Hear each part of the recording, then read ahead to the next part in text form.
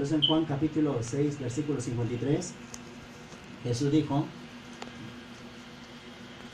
de cierto os digo, si no coméis la carne del Hijo del Hombre y bebéis su sangre, no tenéis vida en vosotros. El que come mi carne y bebe mi sangre, tiene vida eterna, y yo le resucitaré en el día postrero. Porque mi carne es verdadera comida, y mi sangre es verdadera bebida. El que come mi carne, bebe mi sangre, en mí permanece y yo en él. Entonces, ¿qué debemos hacer para tener la vida eterna? Jesús dijo: come mi carne, bebe mi sangre. Pero ¿a través de qué podemos comer la carne y beber la sangre de Jesús? Si vemos nosotros en el libro de Mateo capítulo 26, versículo 26, dice lo siguiente. Mateo capítulo 26, versículo 26.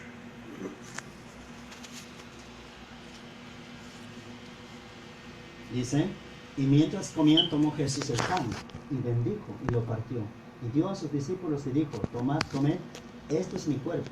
Y tomando la copa, y habiendo dado gracias, les dio diciendo: bebed de ella todos, porque esto es mi sangre del nuevo pacto, que por muchos es derramada para remisión de los pecados. Jesús dijo que el pan, este es mi cuerpo, y en la copa había vino.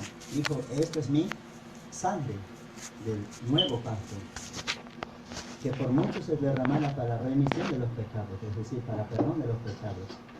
Pero ¿en qué ceremonia Jesús tomó el pan, tomó el vino, diciendo que era la carne y la sangre de Cristo? Si nosotros vemos en el versículo 17, dice: el primer día de la fiesta de los panes sin levadura, vinieron los discípulos a Jesús diciéndole: ¿dónde quieres que preparemos para que comas la Pascua? Y él dijo: id a la ciudad a cierto hombre y decidle: el maestro dice, mi tiempo está cerca, en tu casa celebraré la Pascua con mis discípulos. Y los discípulos hicieron como Jesús les mandó y prepararon la Pascua. Entonces, ¿qué ceremonia Jesús mandó preparar? Es la Pascua. En la Pascua Jesús dijo que el pan es su cuerpo, el vino es su sangre. Así que si celebramos la Pascua, podemos obtener la vida eterna. Hace 2000 años esto Cristo predicó en la iglesia de Dios. Esta iglesia que celebra la Pascua siempre se llamaba Iglesia de Dios. Si nosotros vemos en Corintios capítulo 1, versículo 1, ahí se encuentra el nombre de esta iglesia. Si vemos Corintios capítulo 1, versículo 1, Primera de Corintios capítulo 1, versículo 1 dice: Pablo, llamado a ser apóstol de Jesucristo por la voluntad de Dios, y el hermano Sóstenes, a la iglesia de Dios que está en Corinto, a los santificados en Cristo Jesús, llamados a ser santos, con todos los que en cualquier lugar invocan el nombre de nuestro Señor Jesucristo, Señor de ellos y nuestro. Versículo 2 dice: a la iglesia de Dios que está en Corinto. Esta iglesia estaba ubicada en Corinto. Si la iglesia está ubicada en Chancay, diríamos Iglesia de Dios que está en Chancay. Pero en aquel entonces la iglesia estaba en Corinto, por eso se dijo Iglesia de Dios que está en Corinto. Así que el nombre de la iglesia siempre se llamó Iglesia de Dios, la que Jesucristo fundó. ¿Qué predicaba esta iglesia? Como dije, la Pascua del nuevo pacto, con la cual nos daría la vida eterna. Y no solamente la Pascua, sino también el día de reposo. Entre los 10 mandamientos, si revisamos el libro de Éxodo capítulo 20, versículo 8, Éxodo capítulo 20, versículo 8, se encuentran los 10 mandamientos. Entre los 10 mandamientos, en el versículo 8 dice: acuérdate del día de reposo para santificarlo. 6 días trabajarás y harás toda tu obra, mas el séptimo día reposo para Jehová tu Dios. No hagas en él obra alguna, ni tu hijo, ni tu hija, ni tu siervo, ni tu criada, ni tu bestia, ni tu extranjero que está dentro de tus puertas. Porque en 6 días hizo Jehová los cielos y la tierra, el mar y todas las cosas que en ellos hay, y reposó en el séptimo día. Por tanto Jehová bendijo al día de reposo y lo santificó. Dios, después de crear los cielos y la tierra en 6 días, Él descansó el séptimo día y lo bendijo y lo santificó. Y nos pidió que nos acordemos del día de reposo. En el versículo 8 dice: acuérdate del día de reposo para santificarlo. Así que el día de reposo es el séptimo día de la semana. Pero ¿qué día es el día séptimo día de la semana? Si nosotros vemos por medio de varias evidencias, podemos confirmar que es el día sábado. Si vemos nosotros un calendario, podemos ver nosotros el primer día es el día domingo. Y el séptimo día, ¿qué día vendría a ser? Sábado. Ahora, si nosotros también vemos la evidencia, el diccionario, sábado dice que es el séptimo día de la semana, el domingo primer día de la semana. Y también en la Biblia podemos ver. ¿Saben qué día resucitó Jesús?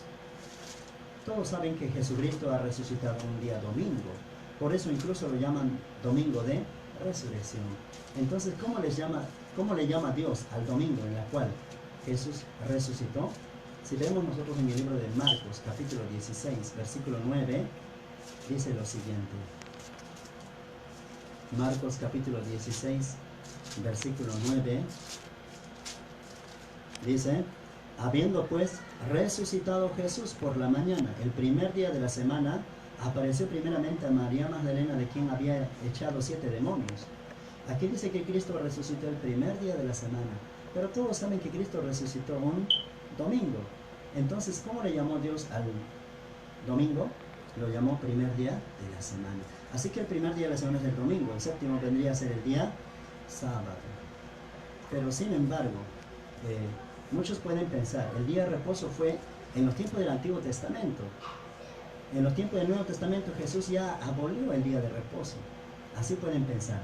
Pero sin embargo, Jesús también guardó el día de reposo. Si vemos nosotros Lucas capítulo 4, versículo 16, ¿qué nos dice? Lucas capítulo 4, versículo 16, está escrito lo siguiente. Ya dice: vino a Nazaret donde se había criado, y en el día de reposo entró en la sinagoga conforme a su costumbre y se levantó a leer. Aquí Jesucristo entró en la sinagoga en un día de reposo, conforme a su costumbre.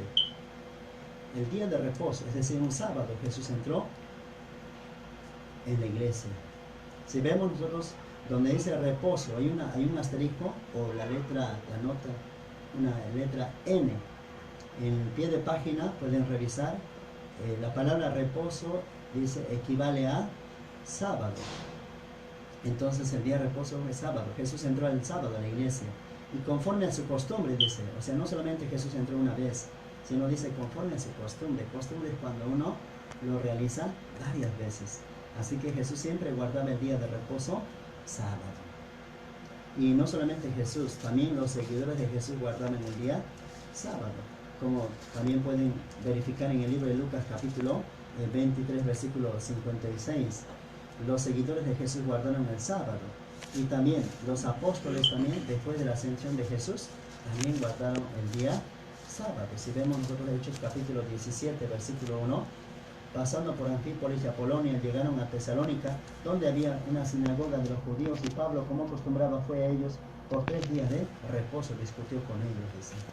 Así que aquí también el apóstol Pablo guardó el día de reposo sábado, aún después de la ascensión de Jesús. De esta manera los apóstoles guardaban en la iglesia de Dios el día de reposo y la Pascua del Nuevo Pacto, y las 7 fiestas solemnes, que son la fiesta de, primero las fiestas anuales son Pascua, panes sin levadura, primicia, semana, trompeta, expiación, tabernáculo.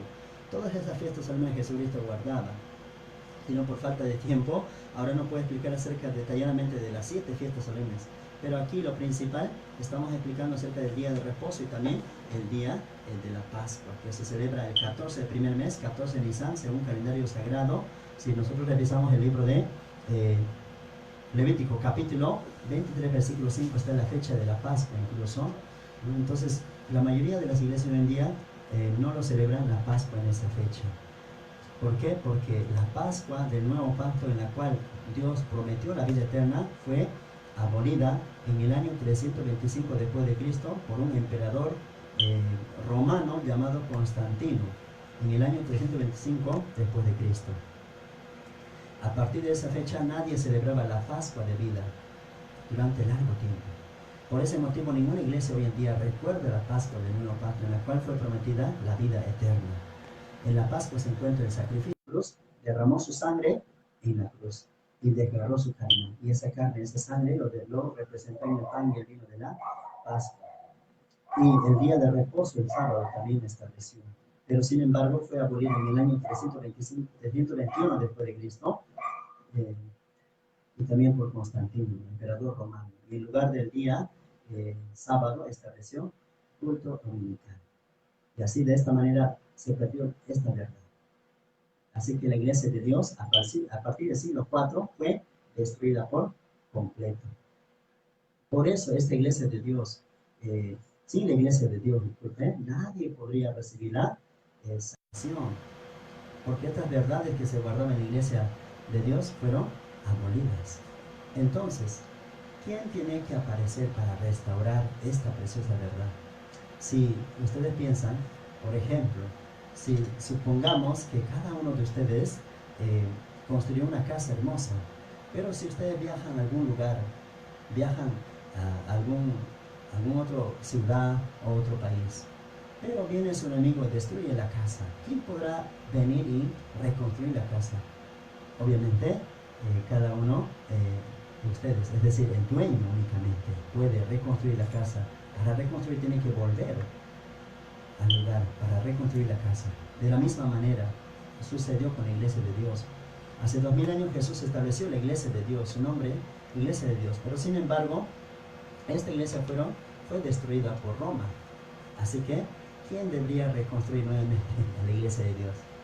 Solamente Dios. Por ese motivo Jesús profetizó venir por segunda vez a la tierra. Si vemos nosotros Hebreos capítulo 9, versículo 28, dice lo siguiente: así también Cristo fue ofrecido una sola vez para llevar los pecados de muchos y aparecerá por segunda vez, sin relación con el pecado, para salvar a los que le esperan.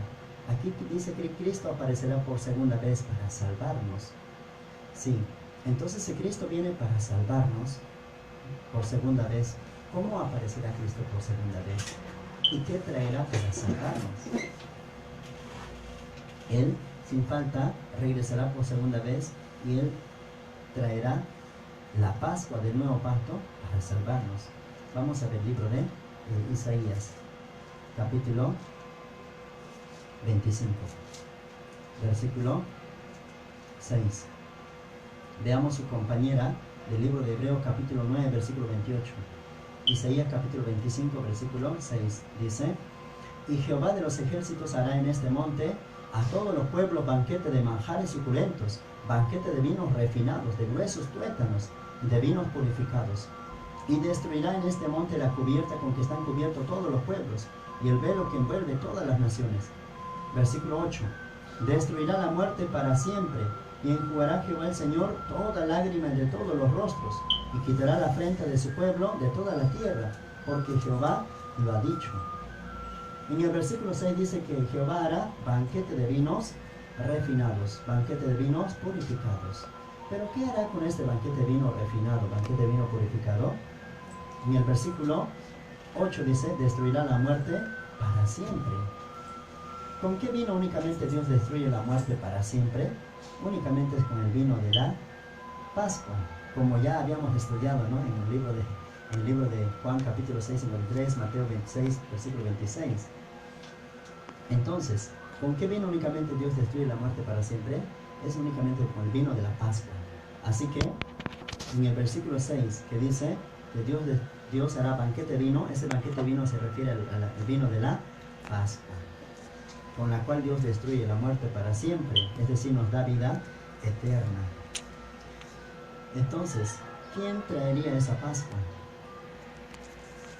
Si dice versículo 6, dice vino refinado. ¿Qué significa vino refinado? Vino purificado, ¿no? Mientras más tiempo lo guardamos el vino, entonces es más puro, más purificado.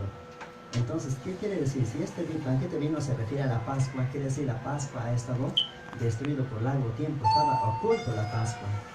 Así que la Pascua, que había estado oculto desde el año 325 después de Cristo, nuevamente sería restaurado por mismo Dios, mismo Jehová vendría a la tierra.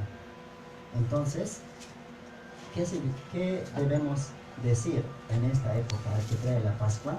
En el versículo 9 dice: y se dirá en aquel día: he aquí, este es nuestro Dios, le hemos esperado y nos salvará. Este es Jehová a quien hemos esperado, y nos gozaremos y nos alegraremos en su salvación. Entonces, ¿qué diremos a aquel que nos traiga la Pascua?